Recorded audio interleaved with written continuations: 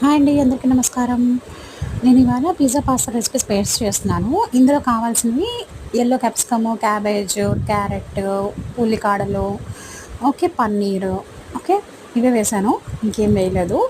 So ఇవన్నీ వేసిన తర్వాత మనం మూకుట్లో వేసి కొంచెం నూనె వేసి మూకుట్లో వేసి వాటి కొంచెం రెడ్ అది పిజ్జా అండ్ పాస్తా సాస్ వేసాను చూసారా, అది కొంచెం కావాల్సిన మసాలా ఉంటుంది. అంటే నూడిల్స్కి ఇచ్చే మసాలా ఏదైనా కూడా మిల్లెట్ నూడిల్స్ చేశాను నేనైతే. మిల్లెట్ నూడిల్స్లో స్లో ఫామ్ అనమాట.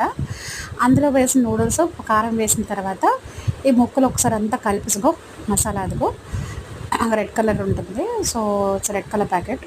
అవన్నీ ఒకసారి కలిపేసిన తర్వాత దాంతో నూడిల్స్ కలిపియండి.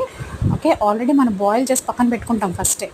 ఆ నూడిల్స్ కలిపియండి. కొంచెం ఉప్పు వేసుకోండి వేసే ముందు. కొంచెం వేసిన తర్వాత ఇవి అవి మిక్స్ చేయడానికి ఒక పెద్ద బౌల్, అంటే 2 ప్యాకెట్స్ అయితే కొంచెం పెద్దది కావాలి మూకుడి, లేదా ఒక బేసన్లో మిక్స్ చేసుకోవచ్చు. కొంచెం ఫ్రై చేసిన తర్వాత నూడిల్స్. అంతేనండి, సింపుల్. బాయ్.